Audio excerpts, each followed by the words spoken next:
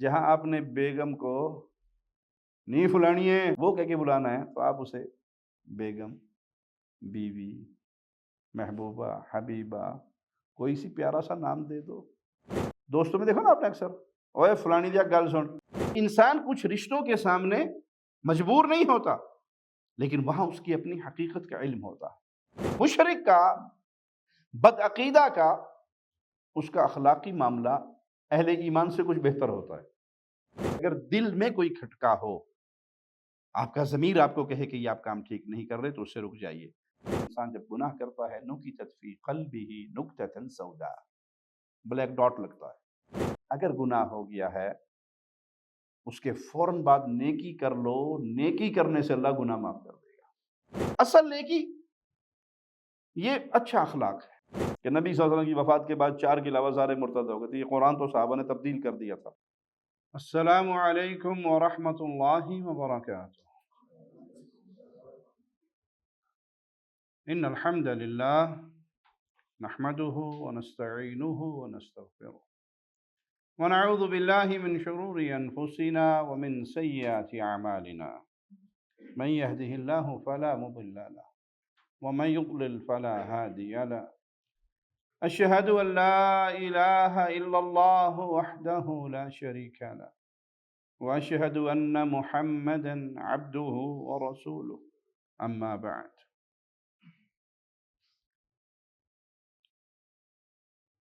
دین اسلام دین فطرت ہے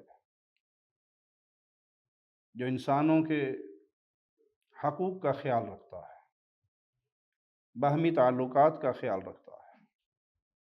اللہ کا حق ہے انسانوں کے اوپر، اس کے رسول کا حق ہے، انسان پر اس کے ماں باپ کا حق ہے، بیوی بچوں کا حق ہے، پڑوسیوں کا حق ہے، دوستوں کا، رشتہ داروں کا، تعلق والوں کا۔ ان حقوق کی ادائیگی انسان کے ایمان میں نکھار لاتی ہے۔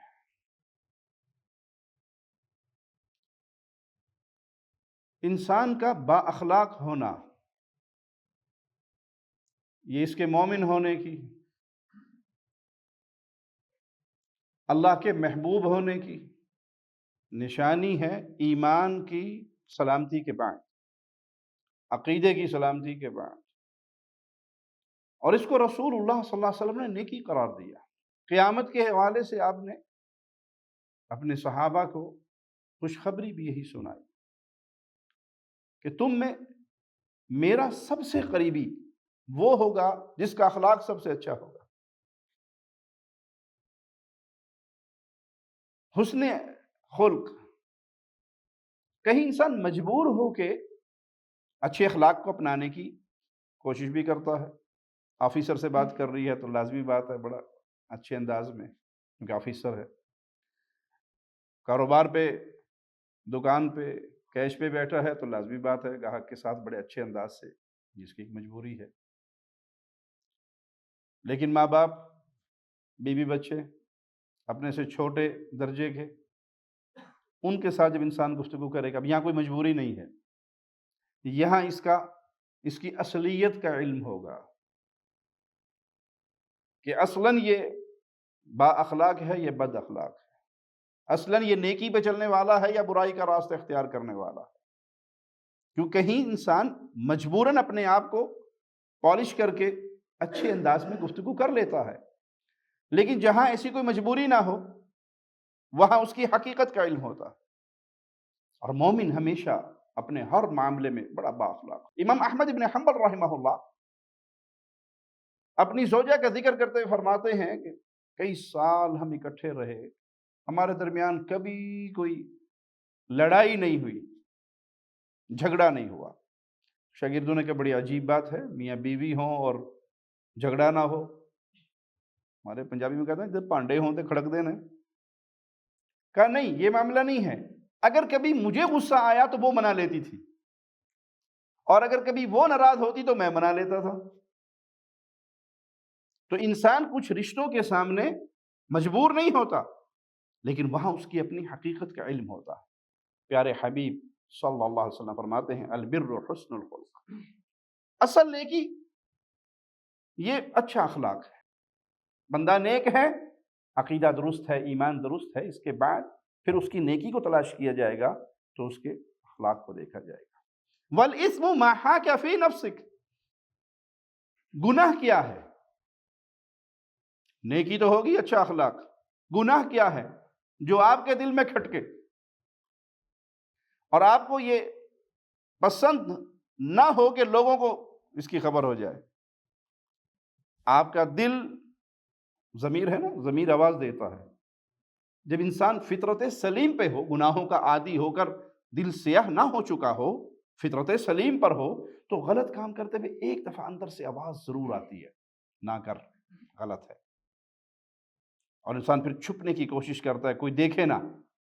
جس کام سے آپ چھپ رہے ہیں، بھلے آپ کو تسلیوں کے لیے ہزار جملے آپ کے دل و دماغ میں گونج رہے ہوں، اندر سے ایک دفعہ آواز ضرور آئے گی، یہ کام ٹھیک نہیں ہے. نبی کریم صلی اللہ علیہ وسلم نے گناہ کی پہچان بتا دی. پہچان کیا ہے؟ ما حاک فی نفسک، جو کھٹکے آپ کے دل میں اور آپ کو یہ بات پسند نہ ہو کہ لوگوں کو پتہ لگ جائے. یہ کیا ہے؟ یہ گناہ ہے. ایک صحابی اللہ کے نبی صلی اللہ علیہ وسلم کے پاس آتے ہیں تو آپ صلی اللہ علیہ وسلم اسے سوال کرتے ہیں، جئت تسأل عن البر، تم نیکی کے بارے میں سوال کرنے کے لیے آئے ہو؟ قال نعم. صحابی کہنے لگے، جی اللہ کے نبی صلی اللہ علیہ وسلم، میں نیکی کے بارے میں پوچھنے کے لیے آیا ہوں. آپ نے بڑا پیارا فارمولہ دیا، استفتی قلبک، استفتی قلبک، دل کو نہ پوچھ لا. یہ آپ کا اندر کا دل، آپ کا ضمیر، وہ نیکی والی خواہش وہ اندر سے آپ کو بتائے گی کہ یہ کام ٹھیک ہے یا نہیں. کچھ مسئلے ہوتے ہیں جو باہر کے مولویوں سے نہیں پوچھے جاتے، اندر کے مولوی سے پوچھے جاتے ہیں. بہن کا حق مار رہے ہیں، بیوی کا حق مہر مار رہے ہیں، کسی کا قرضہ دبا رہے ہیں، کسی کا مال چوری کر رہے ہیں، کسی کا ادھار کھا رہے ہیں. آپ کے پاس بھلے شیطان نے کئی ہیلے بہالے آپ کو سکھائے ہو، نہیں نہیں نہیں کوئی گل نہیں، اس طریقے نہ ٹھیک ہو جائے گا. نہیں، ایک دفعہ اندر سے پوچھیں اپنے آپ سے. آپ کا دل بتائے گا کہ یہ گناہ ہے یا ثواب ہے. جس چیز پہ آپ کا دل مطمئن ہو، ضمیر مطمئن ہو، شرط وہی ہے کہ ضمیر زندہ ہو، ایمان کی حرارت موجود ہو، گناہوں کی دنیا میں ڈوب کر دل سیاہ نہ ہو چکا ہو. کیونکہ بعض لوگوں کی کیفیت یہ ہوتی ہے کہ گناہ اتنے کر کے گناہوں کے ایسے عادی بن جاتے ہیں کہ پھر گناہ ہوتا ہوا ان کے سامنے احساس مر جاتا ہے یہ گناہ ہے. جس طرح حدیث میں آتا ہے کہ انسان جب گناہ کرتا ہے، نکتت فی قلبہ نکتۃ سوداء، بلیک ڈاٹ لگتا ہے. معافی مانگ لے، اللہ صاف کر دیتا ہے. کرتا رہے، وہ ڈاٹ بڑھتے رہتے ہیں، بالآخر دل سیاہ ہو جاتا ہے اور دلوں کی سیاہی پر مہر لگ جاتی ہے. دل زندہ ہو، ضمیر زندہ ہو، ایمان عقیدے کی سلامتی ہو، اللہ کے ہاں پیش ہونے کا یقین ہو، تو پھر اپنے دل سے پوچھئے. آپ کا دل آپ کو بتائے گا یہ ثواب ہے، یہ گناہ ہے. جس چیز پہ آپ کا دل مطمئن ہو جائے وہ ثواب کا کام ہے، اور جس چیز پہ دل مطمئن نہیں ہوتا، آپ کے دل میں کھٹکا رہتا ہے کہ یہ کام میں نے کر تو لیا لیکن یہ کام درست نہیں ہے. بھلے لوگ آپ کے لیے کتنے مرضی فتوے لے کے، فلانے مولوی صاحب کا یہ فتویٰ ہے، فلاں مولوی صاحب کا یہ فتویٰ ہے. وَإِنْ أَفْتَاكَ النَّاسُ وَأَفْتَوْكَ، آپ لوگوں سے فتوے لیں اور آپ کے پاس درجنوں فتوے ہوں، لیکن آپ کا ضمیر کہہ رہا ہو کہ کم ماڑا کیتا ہے. ایک دفعہ میں ایک بینک والوں کو میں نے فون کیا، جب میں اپنے دیش گیا وہ تھا، پرانی بات ہے. میں نے کہا جی آپ کے ہاں سنا ہے ربا فری بینک ہے آپ کا، تو میں نے قسطوں پہ گاڑی لینی ہے. جی بالکل ٹھیک. تو میں نے کہا وہ ماہانہ اگر قسط شارٹ ہو جائے تو پلنٹی لیتے ہیں؟ جی بالکل لیتے ہیں. میں نے کہا پھر ربا فری کیسے ہوئے؟ کہتے جی مسئلے کو سمجھنے کی کوشش کریں، ہمارے پاس فلاں حضرت کا فتویٰ ہے اور انہوں نے کہا کہ یہ جو پلنٹی ہے یہ آپ وصول کریں لیکن اپنے بینک اکاؤنٹ سے نکال کر ہمارے مدرسے کے اکاؤنٹ میں بھیج دیں. تو چونکہ سود آپ کے اکاؤنٹ میں تو شامل نہیں ہوا نا، آپ تو ربا فری رہے، ساڑھے مدرسے لگ جاندہ اتنے جائز ہے، اسی لیٹرینہ بنوا لیں گے. آپ کو بھلے کتنے مرضی فتوے مل جائیں، فلاں کا یہ فتویٰ ہے، فلاں کا یہ فتویٰ ہے، آپ کا دل زندہ ہے، ضمیر زندہ ہے، ایمان کی حرارت موجود ہے، اور آپ کسی کا حق مار رہے ہیں، کسی کی چوری کر رہے ہیں، کوئی گناہ کا کام کر رہے ہیں، اور آپ کا ضمیر آپ کو آواز دے رہا ہے، تو پھر اس پر رک جائیے۔ تو کتاب و سنت نے نیکی اور گناہ اس کے بارے میں بڑی واضح ہدایات دی ہیں۔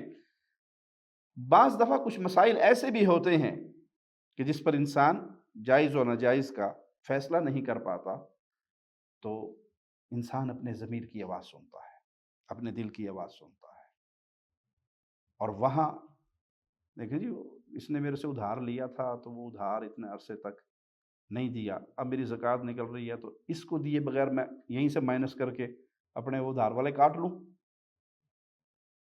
آپ کو کہیں سے فتویٰ مل بھی جائے لیکن اسے کتاب و سنت پہ لا کے پیش کیجیے، اور فطرت سلیم ہے تو اپنے دل سے پوچھیے، اس نے فلاں ٹائم میرے ساتھ زیادتی کی تھی، اس نے میرے اتنے دیے تھے، اب یہ داڑھ کے نیچے آیا تو میں اس کے اتنے مار لوں اور حساب برابر ہو جائے۔ یہ حساب برابر آپ کریں گے، آپ کا دل آپ کو بتائے گا کہ نہیں، یہاں ڈنڈی بج رہی ہے اور چنگی پڑی بج رہی ہے، فوراً رک جائیے، کیونکہ پیارے بھائی یہ زندگی بڑی مختصر ہے، اس کا اختتام پتہ نہیں کب ہو جائے، کس گھڑی ہو جائے، یا نہ عمر کی قید ہے، نہ صحت مند، بیمار بندے مرتے ہیں، صحت مند مر جاتے، چھوٹے مرتے ہیں، دادا زندہ ہے، پوتے کی لاش کو سہارا دے رہا ہے۔ تو جب سانس پورے ہوئے، جب اپنے حصے کا رزق آپ نے پورا کیا، ٹائم آ جانا ہے، اور جب ٹائم آنا ہے وَلَن يُؤَخِّرَ اللَّهُ نَفْسًا إِذَا جَاءَ أَجَلُهَا، ایک لمحے کے لیے بھی تقدیم اور تاخیر، یہاں تو عمر انسان لکھوا کے آیا ہے، تو کسی کا حق مار کے، کسی پہ ظلم کر کے، گناہ کی زندگی گزار کے اگر میں اور آپ یہ دنیا چھوڑ کر گئے، بھلے آپ وہ مال اپنے اکاؤنٹ میں پیچھے محفوظ کر کے گئے ہیں، وہ کس کو ملے گا؟ اولاد کو۔ آپ کو کیا ملے گا؟ کچھ بھی نہیں، حساب آپ کو دینا ہوگا۔ اللہ کے نبی صلی اللہ علیہ وسلم نے اس حدیث میں بڑی پیاری کسوٹی دی ہے مسلمان کو کہ اگر دل میں کوئی کھٹکا ہو، آپ کا ضمیر آپ کو کہے کہ یہ آپ کام ٹھیک نہیں کر رہے، تو اس سے رک جائیے۔ دع ما یریبک الی ما لا۔ دوسرے روایت میں آپ نے فرمایا جو چیز تمہیں شک میں مبتلا کرے اسے چھوڑ دو، اس چیز کو پکڑ لو جو چیز بالکل مشکوک نہیں ہے، مطمئن ہو آپ اس پہ۔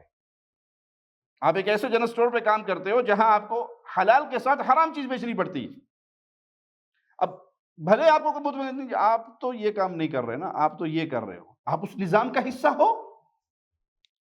آپ ایک سودی ادارے میں کام کر رہے ہیں، بھلے آپ کیشیئر نہیں ہیں، آپ اس نظام کا حصہ ہو۔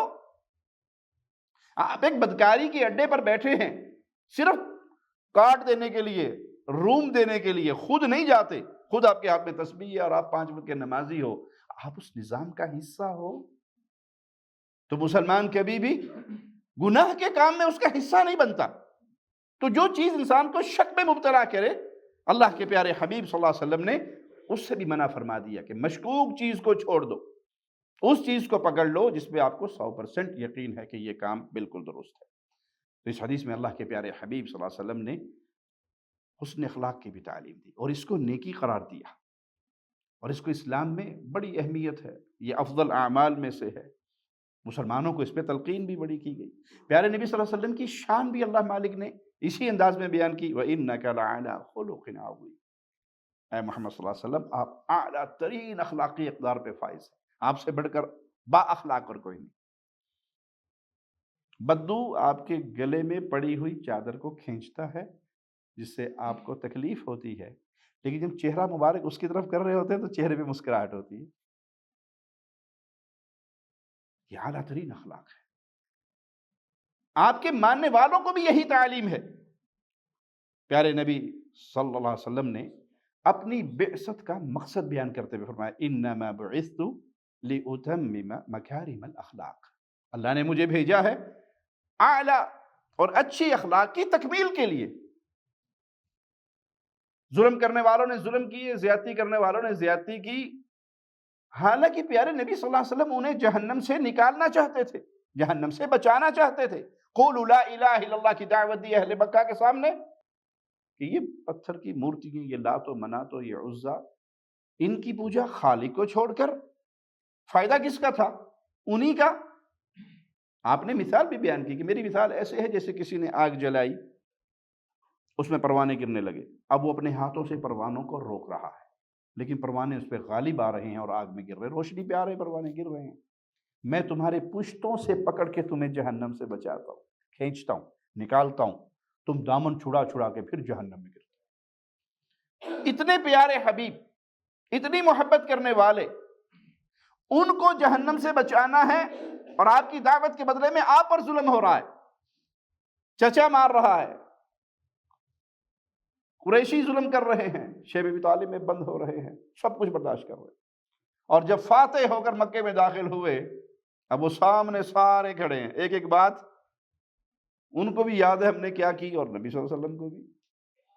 اس حالت میں اللہ کے پیارے نبی صلی اللہ علیہ وسلم کے بارے میں کفار مکہ کیا کہتے ہیں؟ کریم ابن کریم ہیں آپ۔ آج بدلے لے سکتے تھے نا؟ کیا کہا؟ جاؤ ساروں کو ہی معاف کر دیا، لا تثریب علیکم، آج کوئی بدلہ نہیں لیا جائے گا، سارے معاف ہیں۔ یہ آپ کے اعلیٰ ترین اخلاق اور آپ کے اعلیٰ ترین اس مقام کی طرف ایک روشنی کا مینارہ ہے، اور یہی حکم ہے ماننے والوں کو۔ اسی کی آپ صلی اللہ علیہ وسلم نے تعریف کی، تم میں سب سے بہترین کون ہے؟ خیارکم احاسنکم اخلاقا، تم میں سب سے بہتر وہ ہے جو تم میں سب سے زیادہ اعلیٰ اخلاق والا ہے، اچھے اخلاق والا ہے، گالی گلوچ، بد زبانی، بے حیائی کی باتیں اس کی زبان پہ نہیں، ہر حال میں وہ خیر کی، محبت کی بات کرتا ہے۔ پیارے حبیب صلی اللہ علیہ وسلم نے ایک موقع پر فرمایا، اتق اللہ حیث ما کنت، تم جہاں کہیں بھی ہو اللہ سے ڈرتے رہو، جہاں کہیں بھی ہو اللہ سے ڈرتے رہو۔ کیا معنی جہاں کہیں بھی ہو؟ پبلک میں ہو یا تنہائی میں ہو؟ اللہ تو ہر جگہ دیکھ رہا ہے نا۔ یہ جو دو روپ ہیں، اللہ ہمیں ان دو روپ والا نہ بنائے، اپنی رحمت سے ہمارے گناہوں کو معاف کر۔ پبلک میں کوئی اور روپ، تنہائی میں کوئی اور روپ، لوگوں کے سامنے کچھ اور انفرادی زندگی میں کچھ اور۔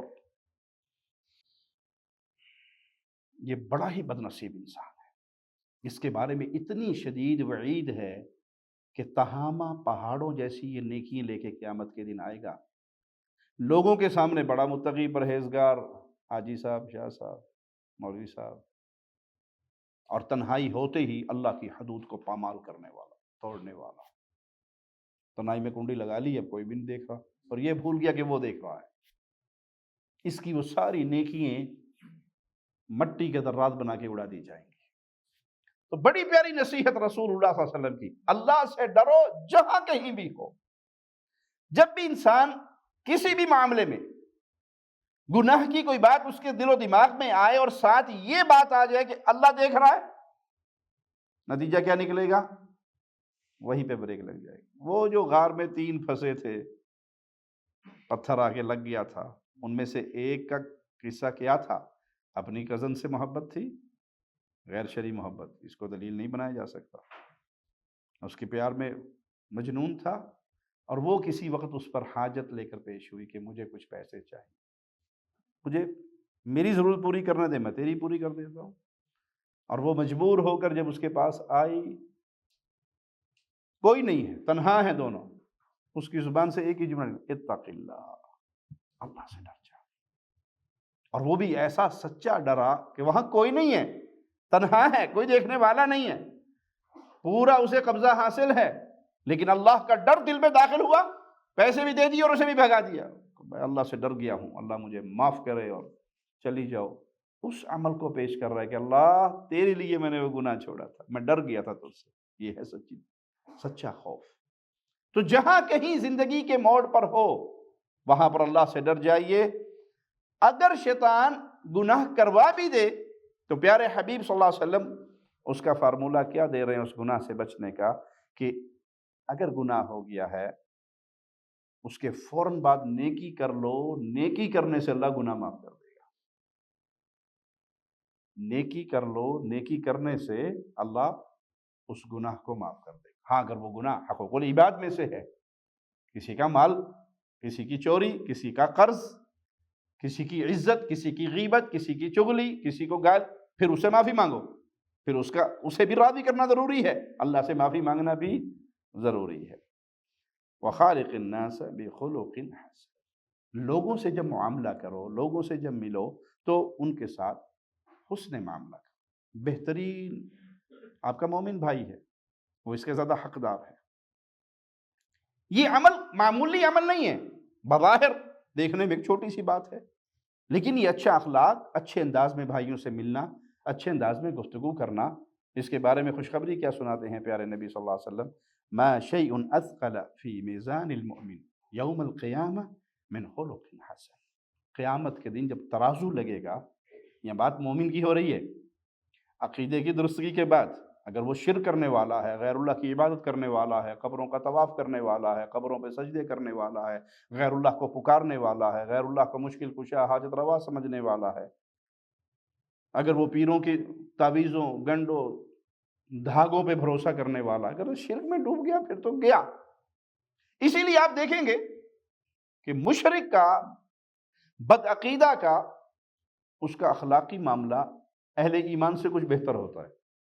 قادیانیوں کو آپ مل لیں، ان کا اخلاق جتنا وہ گمراہی میں زیادہ ہوگا اتنا ہی اس کا اخلاق بہتر ہوگا۔ اس کی وجہ پتہ کیا؟ وہ ہمارے شیخ ایک مثال دیا کرتے تھے، کسی شخص نے اینک فٹ پاتھ پہ بیٹھا ہوا تھا، اپنی اینک اتاری، فٹ پاتھ پہ رکھی اور بیٹھ گئے۔ گزرنے والا گزرا، اس کے پاؤں سے ٹھوکر لگی، اینک ٹوٹ گئی۔ اس نے کہا بھائی معاف کرنا، تمہاری اینک ٹوٹ گئی مجھ سے۔ کہا بات سنو، آپ قبر پرست پارٹی سے ہو؟ کہتا ہاں، لیکن تمہیں کیسے پتہ لگا؟ کہتا اگر کوئی رافضی پارٹی والا ہوتا نا، وہ پیسے بھی دے کے جاتا، معافی بھی مانگ کے جاتا۔ تم کم از کم پیسے تو نہیں دیے، معافی تو مانگ لی نا۔ اور اگر کوئی وہابیاں دا منڈا ہوندا، کہنا پاگل دا پتر، یہ اینک رکھن دی جگہ چک پرے کر، راہ کھولے تو ٹپن دے سانو، اینک رکھ کے بہ گئے۔ وہ اینک توڑ کے بھی جاتا، دو سنا کے بھی جاتا۔ کیوں؟ کیونکہ شیطان جب اس کے پاس آیا، اس کے دل میں صحابہ کی بغض، صحابہ کی دشمنی، قرآن کی تبدیلی، جو بنیادی مسائل ہیں اسلام کے، اسی میں اسے پاگل کر دیا کہ نبی صلی اللہ علیہ وسلم کی وفات کے بعد 4 کے علاوہ سارے مرتد ہو گئے تھے۔ یہ قرآن تو صحابہ نے تبدیل کر دیا تھا۔ اب جب اتنے بڑے بڑے کفر کے عقائد میں اس کو پھنسا دیا تو کیا خیال ہے؟ اسے اس کا اخلاق خراب کرنے کی ضرورت ہے؟ نہیں ہے۔ قبر پرست پارٹی کے پاس آیا، ٹھیک ہے، وہاں تک تو نہیں لے گیا، لیکن شرک کے اندر ان کو بھی ڈبو دیا، تو اب اس کا اخلاق خراب کرنے کی ضرورت ہے؟ نہیں۔ اہل توحید کے پاس آیا، ٹیل لگا لیا کہ کہیں عقیدے میں خرابی ان سے کرواؤں، نہیں کروا سکا، انہوں نے کہا اچھا لڑائیاں ہی پواں دے وچ تیلیاں لاواں، بد اخلاق بناؤ، بد زبان بناؤ۔ جنت میں تو جائے گا لیکن زیادہ اوپر والی میں نہیں جائے گا، نیچے نیچے رہے گا۔ سمجھ آ گئی؟ تو مومن کے لیے سب سے بھاری چیز اس کے میزان میں وہ کیا ہے؟ اچھا اخلاق، اچھی گفتگو، اچھی زبان۔ جہاں آپ نے بیگم کو نہیں فلانی ہے وہ کہہ کے بلانا ہے، تو آپ اسے بیگم، بیوی، محبوبہ، حبیبہ، کوئی سی پیارا سا نام دے دو۔ اپنے بیٹے کو بلانا ہے، گالی دے کے بلانے سے بہتر ہے کہ آپ اسے کسی پیارے سے نک نیم سے بلا لو۔ دوستوں میں دیکھو نا آپ نے اکثر، اوے فلانی دیا گل سن، اور یہ کیا انہیں جی بولا ساڈا مذاق چل رہا ہے، یہ مذاق ہے؟ آپ نے اسے گالی دی ہے، یہ مومن کی شان نہیں ہے۔ فلاں کی ماں کو، فلاں کی بہن کو، فلاں، یہ مومن کا طرز عمل نہیں ہے، یہ مومن ہونے کی نشانیاں نہیں ہے۔ قیامت والے دن مومن کے ترازو میں سب سے بھاری نیکی اس کا حسن اخلاق ہے، اور اللہ تعالیٰ کو سب سے زیادہ جو چیز بری ہے وہ بدگوئی، فحش کلام، گالی گلوچ، گندی گفتگو، اللہ کو یہ پسند نہیں ہے۔ آپ کیا خیال ہے، اللہ کے لیے اعلیٰ مثال، اپنے کسی بڑی آفیسر آپ کا سامنے کھڑا ہو، اس کے سامنے گالی گلوچ کریں گے؟ مہذب بنیں گے نا، بھلے ٹیمپریری طور پہ بننے کی کوشش کریں۔ تو جب انسان کو شیطان اس طرف برگلائے گالی گلوچ کی طرف، بد کلامی کی طرف، بدتمیزی کی طرف، تو صرف ایک ہی جملہ یاد کر لے کہ میں جو کہہ رہا ہوں مولا سن رہا ہے۔ کیا اللہ زیادہ حقدار نہیں ہے اس بات کا کہ ہم اس کا ادب کریں؟ اللہ کا ادب تو اہل ایمان کے ایمان کا حصہ ہے۔ عیسیٰ علیہ السلام نے ایک شخص کو چوری کرتے ہوئے دیکھا اور ان سے رنگے ہاتھوں چور کو پکڑنا، ایسے چوری کرتے ہوئے پکڑا۔ پوچھا کیوں چوری کی؟ کہا اللہ کی قسم میں نے چوری نہیں کی۔ تو عیسیٰ علیہ السلام نے فوراً جب اللہ کا نام سن لیا، اللہ کی قسم سن لی، اتنی بڑی بات، کہا میری آنکھ نے جو دیکھا ہے وہ غلط ہے، جو میرے کان نے سنا ہے وہ سچ ہے۔ تو نے واقعی چوری نہیں کی، حالانکہ چوری کی ہے، رنگے ہاتھوں پکڑا ہے، لیکن اللہ کی عزت، اللہ کا مقام، رب کے نام کی قدر اتنی اعلیٰ ہے کہ اپنی آنکھوں کو جھوٹا کہا اور اپنے کان کو سچا کہا۔ الا من رحم ربی، ہمارے ہاں کہیں چوری چکاری ہو جائے، معاملہ کہاں پر پہنچتا ہے؟ قسم پہ، اور قسم اٹھا بھی دیں تو پھر بعد میں اکیلے کے اب مینوں پتہ نہیں کھوڑی قسم چکی میں جاننے نو سارا جھوٹ بولا ہے، جھوٹی قسم اٹھائی۔ بھائی اس نے اللہ کی قسم اٹھا لی، اب جھوٹ ہے یا سچ ہے اس کے اور اللہ کے درمیان ہے۔ آپ کا حق کیا ہے کہ اللہ کے نام کی قدر کرتے ہوئے صبر کر لو، خاموش ہو جاؤ، پھر زبان سے جملہ نہ نکلے۔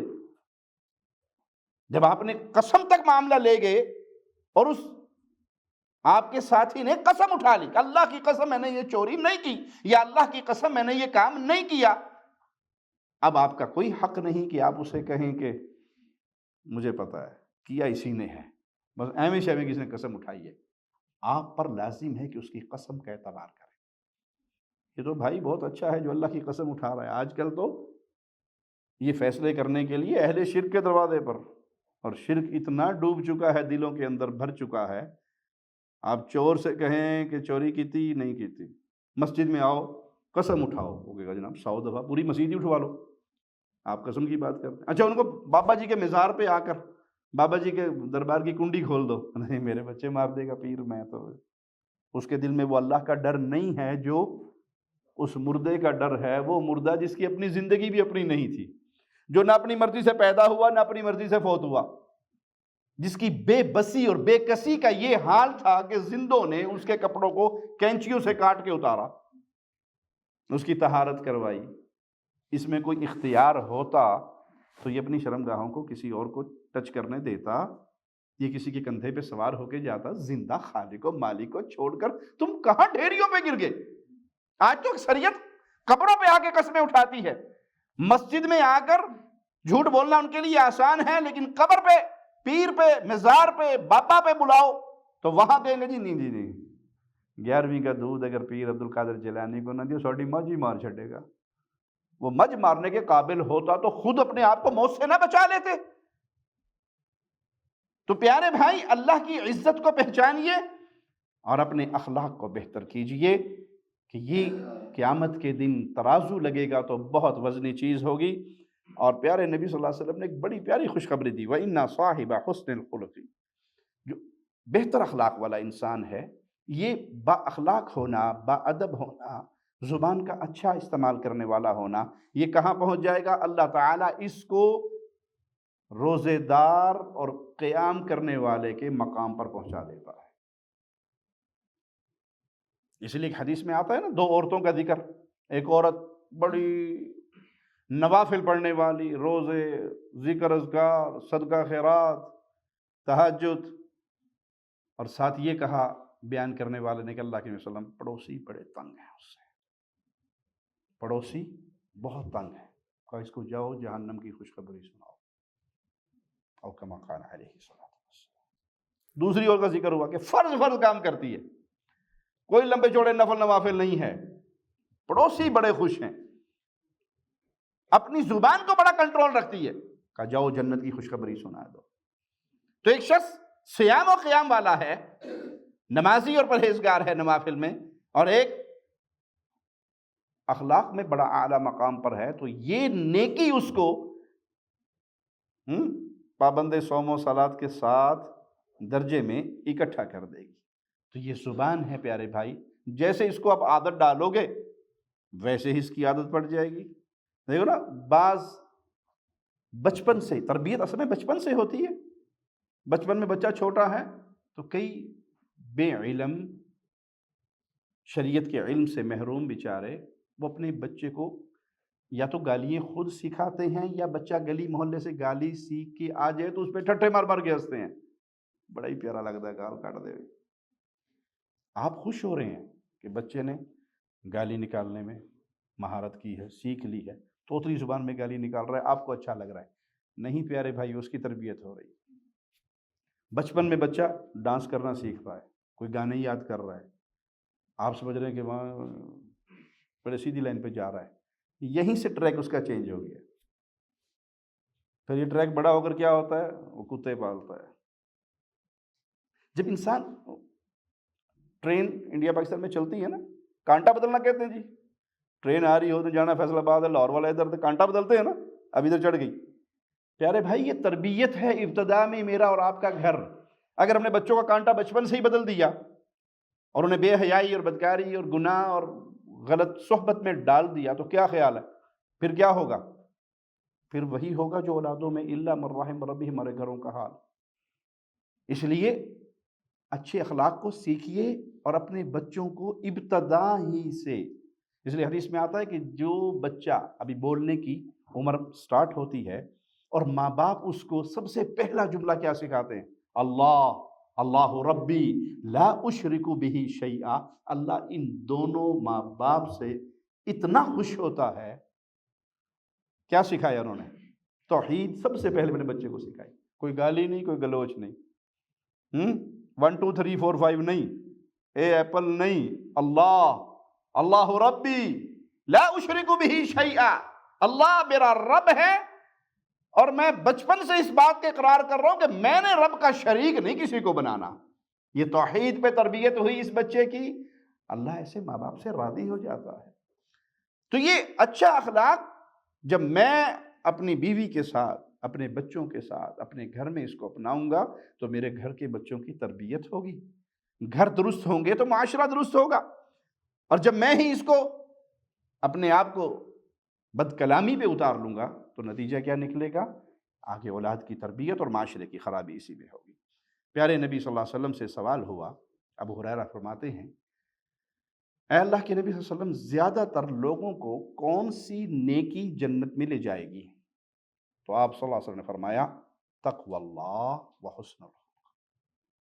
تقوی اللہ و حسن الخلق، اللہ کا ڈر اور اچھا اخلاق۔ نیکیوں میں جنت میں جانے کا سب سے بڑا ذریعہ یہ دو نیکی ہوگی۔ اللہ کا ڈر کیا معنی؟ جہاں آپ کو پتہ لگ گیا یہ حرام کام ہے، اللہ کے ڈر نے آپ کو اس حرام کام سے منع کر دیا۔ آپ تنہائی میں ہیں یا پبلک میں ہیں، اکیلے ہیں یا ہر حال میں اللہ کا ڈر، اللہ دیکھ رہا ہے۔ اللہ جب چاہے، جہاں چاہے، جس کو چاہے اسی وقت پکڑ سکتا ہے۔ اس دنیا میں رسی اللہ ڈھیلی کر دے تو قیامت کا دن ہوگا جب یہ زمین انسان کے خلاف گواہی دے گی، جب یہ کرامن کاتبین کے لکھے ہوئے رجسٹر گواہی دیں گے۔ اللہ تو سبحان اللہ مالک ہے، اس زبان پر مہر لگ جائے گی، الیوم نختم علی افواہہم، زبانیں بند، جسم پکارنا شروع ہو جائے گا، ران بولے گی کہاں کہاں حرام جگہ پہ لگی تھی، ہاتھ بولیں گے، قدم بولیں گے، آنکھیں بولیں گی، کان بولیں گے کیا سنتے رہے، کیا دیکھتے رہے، کدھر چلتے رہے، کیا پکڑتے رہے۔ بندہ پریشان ہو کر کہے گا اپنے خلاف خود ہی گواہی دیتے ہو۔ یہ جسم جواب میں کہے گا انطقنا اللہ الذی انطق کل شیء، اس نے بلایا ہے، وہ چاہے پتھروں کو بلا لے۔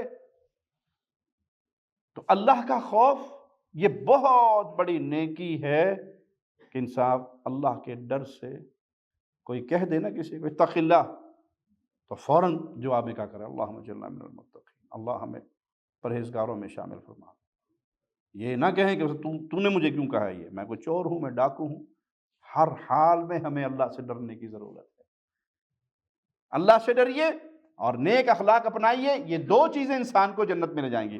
وَسُئِلَ عَنْ أَكْثَرِ مَا يُدْخِلُ النَّاسَ النَّارِ، دوسری صورت یہ جنت کا سوال تھا۔ جہنم میں سب سے زیادہ کیا چیز انسان کو جہنم میں لے کر جائے گی؟ قال الفم والفرج، یہ منہ اور شرمگاہ ہے، یہ زبان اور شرمگاہ، یہ دو چیزیں گناہوں میں، اس کی وجہ سے لوگ کثرت سے جہنم میں جائیں گے۔ ایک حدیث میں آتا ہے نا کہ صحابی نے کہا اللہ کے نبی صلی اللہ علیہ وسلم، یہ جو کچھ ہم بولتے ہیں کہ اس پر بھی پکڑ ہوگی؟ آپ نے کہا اکثر لوگوں کو اوندے منہ کر کے جہنم میں اس زبان کی وجہ سے ڈالا جائے گا۔ یہ نہیں ہے کہ آپ آزاد ہیں، جو مرضی منہ میں آئے بولی جائیں، سنائی جائیں، کہتے رہیں، اس کی پگڑی اچھالیں، اس کی پگڑی اچھالیں۔ جب بیٹھے 4 بندے تو 10 بندوں کا ذکر آپ کی مجلس میں، وہ احمد ہے، وہ احمد ہے، وہ احمد ہے، وہ احمد ہے۔ اگر وہ ویسا ہے جیسے آپ بیان کر رہے ہیں اور اس کا عیب بیان کر رہے ہیں تو آپ غیبت کر رہے ہیں۔ اگر وہ ویسا نہیں ہے جیسا آپ کہہ رہے ہیں تو آپ اس پہ بہتان اور الزام لگا رہے ہیں۔ اور اکثر گھروں کا فساد وہ کس وجہ سے ہے جی؟ بدگمانی، بدزنی۔ ایک شخص ایک مسجد کا ایک گاؤں میں امام تھا، تو اکثر ہی گاؤں والے لوگ اس کو محبت کرنے والے تھے۔ رات کا کھانا میرے گھر کھانا، صبح ناشتہ میرے ساتھ کرنا، دوپہر کو کوئی لے گیا، اور بڑا اچھا امام، خطیب، قاری، اور گھروں میں اس کی یوں دعوتیں ہو رہی۔ تو ایک شخص اس کا بڑا قریبی دوست بن گیا اور اکثر اپنے گھر لے جاتا، اس کی نماز کا مستقل نمازی بھی اس کے پیچھے۔ تو ایک دن اس کو کھانے کی دعوت، افطاری پہ بلایا، اور کہا تراویحوں کے بعد پھر کھانا بھی اکٹھے کھائیں گے۔ اس کی بیوی بیٹھک میں، مجلس میں ایک جگہ پر پیسے رکھ کے بھول گئی۔ امام صاحب آئے، کھانا کھایا، چلے گئے۔ 1-2 دن کے بعد اسے یاد آیا تو خاموشی سے کہا کہ میں نے وہاں پیسے رکھے تھے۔ اس نے جا کے وہ جگہ پھرولی تو پیسے کوئی نہیں تھے۔ اس نے کہا ہو نہ ہو مولوی صاحب ہی آئے سن، مولوی صاحب چوری کر کے لے گئے۔ تو اس نے کہا جی اور تو کوئی آیا ہی نہیں ہمارے گھر میں، صرف مولوی صاحب ہی آئے تھے، اور تو کوئی نہیں آیا۔ اب اسے شرم آئے کہ میں مولوی کو جا کے پوچھوں کیسے جی آپ 500 ریال اٹھا کے لائے ہمارے گھر سے، یہ بھی شرم آئے۔ اور لیکن دل اس کا بدزن ہو گیا کہ نہیں مولوی ٹھیک نہیں، 2 نمبر مولوی ہے نا، پیسے چوری کر لے۔ اس نے وہ مسجد چھوڑ کے دوسری مسجد میں نماز پڑھنی شروع کر دی۔ اس مولوی صاحب نے دیکھا بندہ آ ہی نہیں رہا، کافی عرصہ گزر گیا۔ اگلا رمضان آ گیا تو مولوی صاحب خود چل کے اس کے گھر آ گئے۔ خیریت ہے، طبیعت ٹھیک ہے، مجھ سے کوئی غلطی ہو گئی ہے، آپ نے بالکل مسجد چھوڑ دی، یہ مسجد آپ کے گھر کے قریب ہے اور آپ دور والی مسجد میں جاتے ہیں، وہ بھی اللہ کا گھر ہے، جائیں کوئی حرج، لیکن کوئی مسئلہ ہوا ہے تو مجھے بتا دیں۔ تو دیکھیں مولوی صاحب شرم آتی ہے آپ سے بات کرتے ہوئے، لیکن اب آپ آ گئے ہیں، آپ نے مسئلہ پوچھ لیا ہے تو کھول دیتا ہوں۔ آپ پچھلے سال ہمارے گھر افطاری اور رات کا کھانا کھانے آئے تھے؟ کہا جی۔ کہا یہاں پر میری بیوی پیسے رکھ کے بھول گئی تھی، وہ بعد میں ہمیں نہیں ملے تو ہم نے کہا یار مولوی پیسے چوری کر کے لے گیا۔ تو مولوی صاحب نے تھوڑے سے اوپر ہو کے جو دراز میں ریک میں قرآن پاک پڑا تھا وہ اٹھایا، یوں کھولا، پیسے وہیں پر پڑے ہوئے تھے۔ اس نے کہا یہاں پڑے تھے تو میں نے اسے اٹھا کر قرآن پاک میں رکھ دیا بھی کوئی آگے پیچھے نہ ہو جائیں، تو یہ جب قرآن پڑھنے کے لیے کھولیں گے اس میں پیسے ان کے پڑے ہوں گے، ان تک پہنچ بھی جائیں گے۔ تو وہ بڑا شرمسار ہو کر اس کے مولوی صاحب معاف کر دو مولوی صاحب، ماتھا چومتا ہوں، ہاتھ چومتا ہوں، مجھے معافی دے دو، میں نے بدگمانی کی۔ کہا نہیں مجھے وہ تو میں نے معاف کر دیا جو آپ نے سوچا تھا، مجھے دکھ اس بات کا نہیں ہے کہ آپ نے مجھ پر پیسے چوری کا الزام لگایا یا بدگمانی کی، مجھے دکھ اس بات کا ہے کہ 365 دن گزر گئے آپ نے قرآن ایک دفعہ بھی کھول کے نہیں پڑھا۔ آپ کے گھر میں ایک ہی قرآن ہے نا، اور آپ گھر کے اتنے افراد ہیں، ایک دفعہ قرآن آپ کو پورے سال میں کھولنا نصیب نہیں ہوا۔ اگر کوئی بھی کھولتا تو پیسے اس کے اندر سے مل جاتے۔ تو ہماری اکثر بیماریاں، گھروں کی لڑائیاں، فساد کس بات پہ ہیں؟ بدگمانی۔ اچھا ہو اے آیا سی اینے میں کتا ہونا، اس نے یہ کیوں گا، وہ بھابھی آئی تھی، بھابھی نے یہ تیلی لگائی ہوگی، وہ پھپھو آئی تھی انہوں نے یہ بات کی ہوگی، وہ خالہ آئی تھی انہوں نے یہ کی ہوگی۔ بھائی یہ بدگمانی کیا ہے؟ اپنی زبان سے نکال رہے ہو نا۔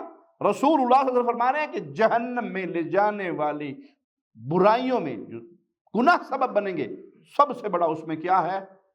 زبان اور پھر شرمگاہ۔ شرم کیا، شرمگاہ کا کیا معنی؟ بدکاری، زنا۔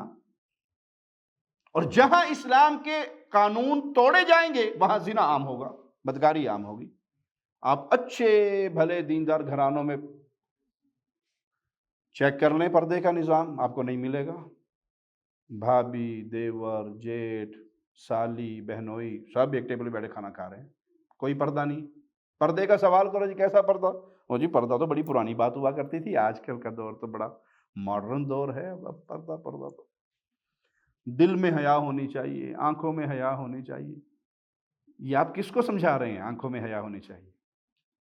रसूलुल्लाह सल्लल्लाहु अलैहि वसल्लम की ज़ौजात हमारी माएँ हैं, आपकी बीवियाँ हमारी माएँ हैं, माँओं से निकाह हराम है। और अल्लाह प्यारे नबी के सहाबा से कह रहा है कि अपनी माँओं से भी कोई सवाल करना है तो मिन वराइल हिजाब, पर्दे के पीछे से करना है। ये तुम्हारे दिलों के लिए भी अच्छा रहेगा, उनके दिलों के लिए भी अच्छा रहेगा। और आप ये कह रहे हैं कि भाभी महावर्गी होती है, हया सिर्फ आँख में है, हया दिल में होनी चाहिए, तो आप अल्लाह को, शरीयत मुहम्मदिया को तालीम देना चाहते हैं, रसूलुल्लाह सल्लल्लाहु अलैहि वसल्लम की अहादीस का मुकाबला करना चाहते हैं। भाई जो कानून निज़ाम मेरे अल्लाह ने बयान किया, प्यारे नबी सल्लल्लाहु अलैहि वसल्लम ने अपनी उम्मत तक पहुंचाया, वो मेरी और आपकी भलाई के लिए है। जहां वो टूटेगा वहां बदकारी होगी, वहां जिना होगा, जहां बेपर्दगी होगी, जहां घर में दाखिल होने की कोई कैद नहीं, जेड़ा वर्दी मुंह उठा के अंदर आ जाए। ये जी हमारे हैं मामू जी हैं, पूरे गांव के ही मामू हैं। मामा जी ने हुक्का मूंह ले गुड़ गुड़ गुड़ गुड़ करता अंदर आ गया जी, कुड़िए वो अग है जी, मैं दो कोड़े लेने सन। हुक्का ना हुआ, घरों में दाखिल होने का लाइसेंस हो गया, जिसके मर्जी घर में दाखिल हो जाए। तो अल्लाह की शरीयत को नाफिज कीजिए अपने घरों में, आप बुराइयों से बच जाएंगे। वगरना जुबान और शर्मगाह अक्सर लोगों को जहन्नम के अंदर लेकर जाएगी। अनस बिन मालिक फरमाते हैं, वकान रसूलुल्लाह सल्लल्लाहु अलैहि वसल्लम मिन अहसनिन नासी खुलुक़ा, प्यारे हबीब सल्लल्लाहु अलैहि वसल्लम लोगों में सबसे बढ़कर बाअखलाक थे, आपसे बढ़कर बेहतरीन अखलाक वाला और कोई नहीं था। जाबिर बिन अब्दुल्लाह रिवायत करते हैं, इन्ना मिन अहब्बिकुम इलैया व अक़रबिकुम मिन्नी मजलिसा, तुम में सबसे ज्यादा मेरे करीब, मेरी मजलिस के करीब, मेरे पास, मेरे पड़ोस में, मेरे साथ, मेरे बैठने में मेरा करीब कौन होगा क़यामत के दिन? जिसका अखलाक सबसे बेहतर होगा। यहां किसी बड़े के साथ आपको बैठने का मौका मिल जाए, क्या ख्याल है? खुशी का क्या हाल होगा?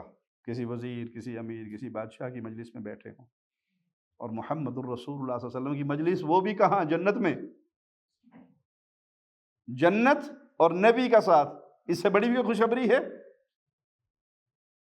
सहाबी से आप राजी हुए का मांग जो मांगता है, जो मांगता है मांग ले, जो मांगेगा तो किया जाएगा, कि जन्नत में आपका पड़ोस चाहिए, कुछ नहीं चाहिए। कुछ और? बस इस दुआ के बाद अब मामलात खत्म, जन्नत में आपका पड़ोस चाहिए। आपने कहा कसरत सजूद से मेरी मदद कर, तेरी ये नफल नमाजें होंगी, मेरी शफायत होगी, तू जन्नत में मेरा पड़ोसी बन जाएगा। आपने ब्लैंक चेक दिया, जो ये चाहे कि जन्नत में मोहम्मद सल्लल्लाहु अलैहि वसल्लम का पड़ोसी हो, करीबी हो, मजलिस लगे तो वो मेरे सबसे ज्यादा करीब आके बैठे, अपने अखलाक को बेहतर कर ले। जिसका अखलाक जितना आला होगा वो उतना ही रसूलुल्लाह सल्लल्लाहु अलैहि वसल्लम के पड़ोस में होगा। प्यारे भाई, ये वो तालीमात हैं जो शरीयत मुहम्मदिया मेरे और आपके अखलाक को अच्छा करते हैं, मेरी और आपकी तरबियत को अच्छा करते हैं। तौहीद को समझने के बाद, अकीदे को दुरुस्त करने के बाद, फिर अपनी इस्लाह करना बहुत ज़रूरी है। ये नहीं है कि मैं बेमुहार इंसान बना फिरूं, जो मर्जी बोलूं, जो मर्जी करूं, जो मुझे कोई पूछने वाला नहीं। अहसाहुल्लाहु व नसू, मैं और आप जो करते हैं, मैं और आप जो बोलते हैं, वो सारा मामला हम भूल जाते हैं, लेकिन वो नोट हो जाता है। इसलिए मोमिन कैलकुलेशन करता है अपनी। बिस्तर पे गिरते हैं रात को सोने के लिए तो 24 घंटे को चेक करें, हमारा हाल क्या है, हमने क्या कमाया। इस 24 घंटे में अल्लाह को राज़ी करने वाले कितने काम किए हैं, अल्लाह को नाराज़ करने वाले कितने काम किए हैं। प्यारे नबी सल्लल्लाहु अलैहि वसल्लम ने अपने सहाबा को नसीहत की, और वो नसीहत ऐसी थी कि आंखें बह पड़ी, दिल डर गए। सहाबा कहने लगे, अल्लाह के नबी सल्लल्लाहु अलैहि वसल्लम, ये तो ऐसी बातें आपने की जैसे अलविदाई गुफ्तगू होती है, जैसे आप हमसे जुदा होने वाले हैं। आपकी ये गुफ्तगू सुनकर हम दिल भी तड़प उठे हैं, आंखें भी बह पड़ी हैं। ہمیں کچھ نصیحت کیجیے۔ آپ نے فرمایا اوصیکم بتقوی اللہ، سب سے پہلے نصیحت اللہ سے ڈرتے رہنا۔ یہ نجات کی کنجی ہے، نجات کی کنجی ہے اللہ کا ڈر۔ ہر حال میں اللہ سے ڈرتے رہنا، اپنے ہر معاملے میں دیکھنا کہیں ایسا تو نہیں کہ میں قیامت کے دن پکڑا جاؤں۔ دوسری نصیحت والسمع والطاعہ، اپنے مسلمان حاکم کی فرما برداری کرتے رہنا، اس کا حکم سنو تو اس حکم کو فوراً مان لو۔ وَإِن تَأَمَّرَ عَلَيْكُمْ عَبْدٌ حَبْشِيٌّ، اگر تمہارا حاکم حبشی غلام بھی بن جائے اس کی بات بھی ماننا۔ یہ امن و امان کی کنجی ہے۔ ملکوں کے اندر امن امان کب ہوتا ہے؟ جب مسلمان حاکم کی بات مانی جائے، اور جب مسلمان حاکم کے ساتھ لڑائی کی جائے، بغاوت کی جائے، فساد کیا جائے، مظاہرے کیے جائیں، توڑ پھوڑ کی جائے، ہڑتالیں کی جائیں، جلوس نکالے جائیں، تو امن رہتا ہے یا خراب ہو جاتا ہے؟ ایک بندے کا رکشہ ہے اور وہ بیچارے کے پیچھے 7-8 بندے گھر میں روٹی کھانے والے ہیں، وہ بیچارہ رکشہ چلا کر ان کو کھانا کھلا رہا ہے، وہ باہر نکلا، باہر ہڑتال ہوئی ہوئی تھی، وہ مذہبی ہو یا سیاسی ہو، اسلام دونوں کی اجازت نہیں دیتا، اور وہ ہڑتالی جنونیوں نے اس کا رکشہ پکڑا اور جلا کر راکھ کر دیا، اس کے 7 بچوں کی روٹی کون کما کے دے گا اسے؟ ایمان کے بعد امن کی دولت بہت بڑی دولت ہے۔ یہ امن کی دولت برقرار کیسے رہتی ہے؟ اپنے مسلمان حکمران کی فرما برداری کرتے رہو، اس کے اوپر زبان درازی نہ کرو۔ آپ نے فرمایا فَإِنَّهُ مَن يَعِشْ مِنكُم بَعْدِي، جو میرے بعد زندگی پائے گا تو وہ دیکھے گا کہ اختلافات کی ایک دنیا ہوگی۔ ان اختلافات کے اندر حل کیا ہے؟ فَعَلَيْكُمْ بِسُنَّتِي وَسُنَّتِ الْخُلَفَاءِ الرَّاشِدِينَ الْمَهْدِيِّينَ، میری سنت اور میرے خلفاء راشدین ابو بکر، عمر، عثمان، علی رضوان اللہ علیہم اجمعین، ان کی سنت کو تھامے رکھنا۔ تمسکوا بہا وعضوا علیہا بالنواجذ، اس کو قابو رکھنا، پھر آپ نے داڑھوں سے قابو رکھنا۔ ایک ہے آپ اس دانت سے کسی چیز کو پکڑے، یہ پکڑ کمزور ہے، اور ایک یہ پکڑ کیسی ہے؟ اس لیے پنجابی میں داڑھ تلے آئے گا تمہیں پتہ لگے گا کہ داڑھ تلوں آگے پھر نکلنا اوکھا ہوتا ہے۔ داڑھوں سے پکڑ کے رکھنا، یعنی مضبوطی سے۔ کس کو؟ نبی کریم صلی اللہ علیہ وسلم کی سنت کو، نبی کریم صلی اللہ علیہ وسلم کے خلفاء راشدین کی سنت کو۔ جب اس کو تھامے رکھو گے تو فتنوں کے دور میں آپ محفوظ رہو گے۔ یہ تو نجات ہے۔ نبی کی سنت کشتی نوح ہے۔ جب اس سنت سے آپ نکلنا چاہو گے تو جس نے بھی سنت کا انکار کیا گمراہی کی وادی میں گر گیا۔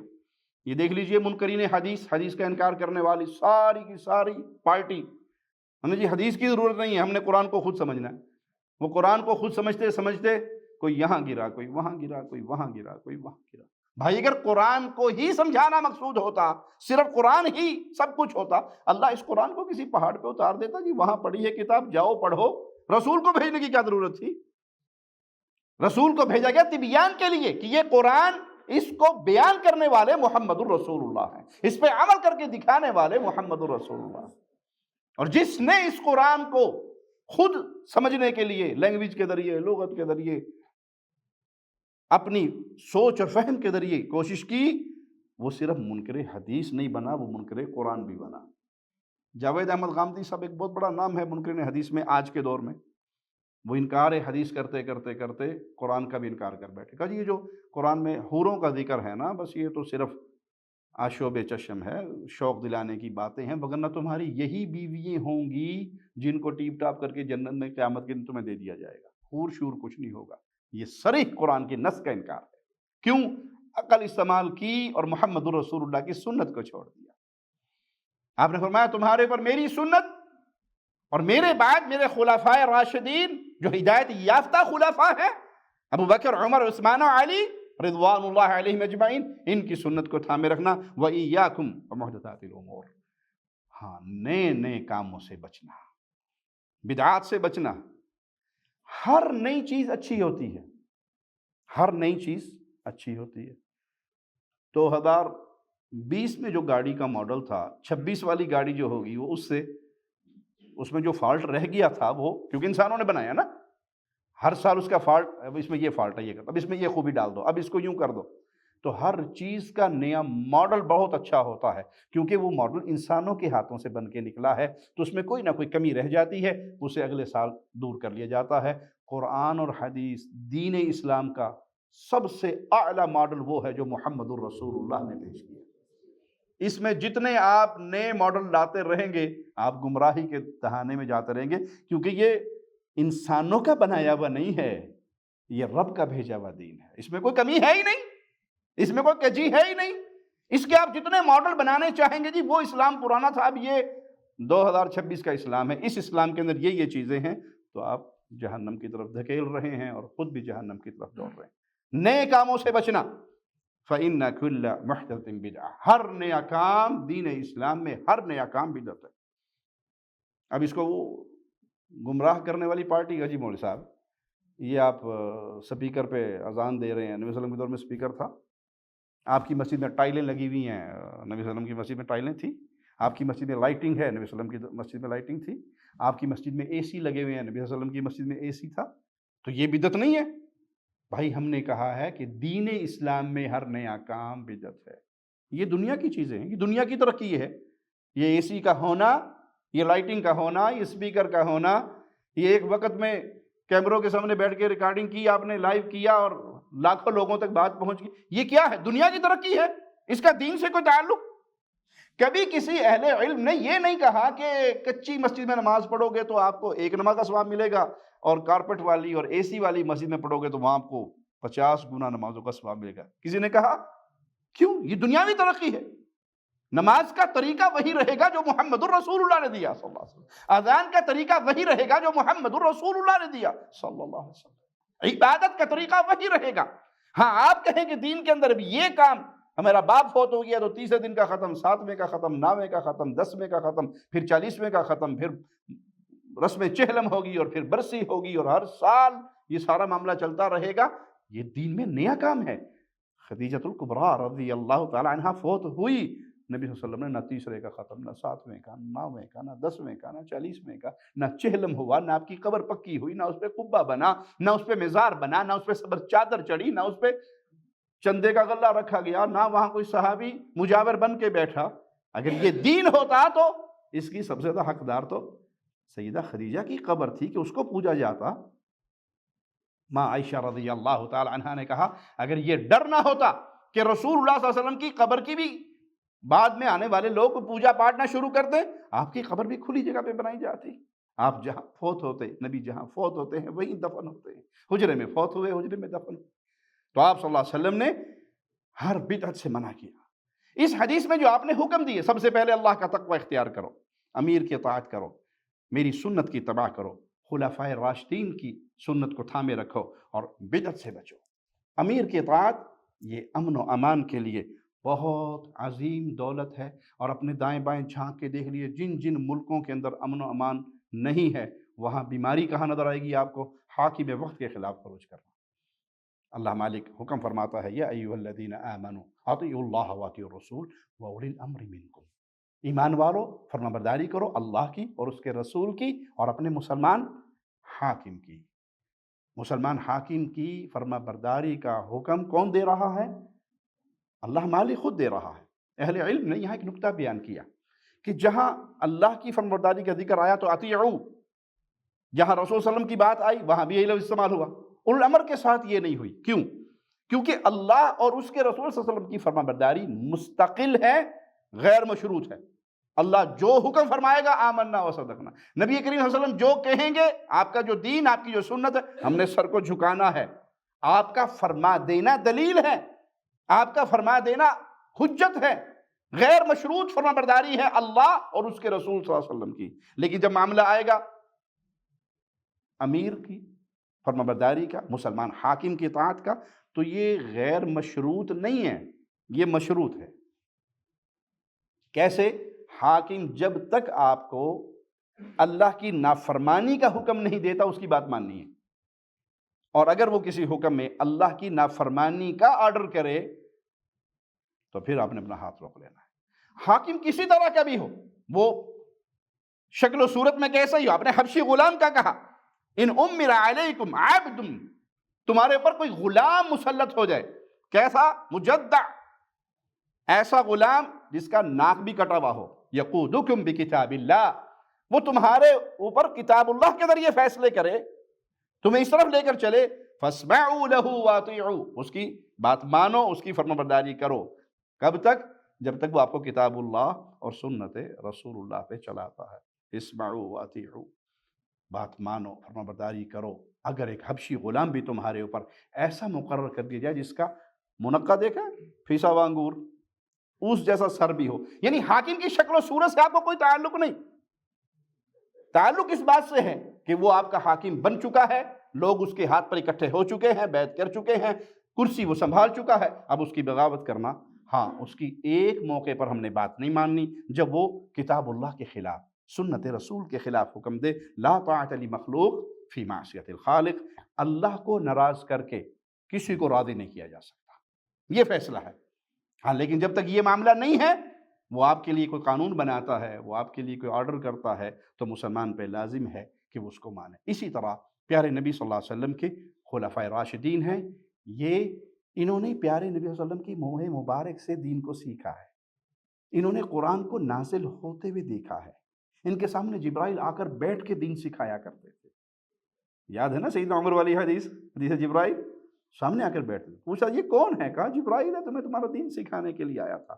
تو ان کی سنت وہ نجات کا راستہ ہے. اللہ سے دعا ہے اللہ ہمارے گناہوں کو معاف فرمائے، اللہ ہماری خطاؤں کو معاف فرمائے، اللہ ہماری سیاہ کاریوں کو معاف فرمائے، اللہ ہمیں زندہ رکھے، ایمان کی بہترین حالت میں رکھے. اللہ ہمیں موت دے تو اس حال میں دے مولا ہم سے راضی ہو، ہم اپنے اللہ سے راضی ہو. اس حال میں موت دے کہ ہماری زندگی کے بہترین ایام وہ آخری ایام ہوں جس میں ہم اللہ کی فرما برداری کرتے ہوئے، نیکی کرتے ہوئے اس دنیا کو چھوڑ کر جائیں. اللہ برے خاتمے سے محفوظ فرمانا، اللہ حسن خاتمہ عطا فرمانا، اللہ آخری لمحے زبان سے لا الہ الا اللہ محمد الرسول اللہ کا واضح نکلے اور ہماری روح ان جسموں سے آزاد ہو کر تیری جنت کی طرف روانہ ہو جائے. اقول قولی ھذا واستغفر اللہ لی ولکم ولسائر المسلمین.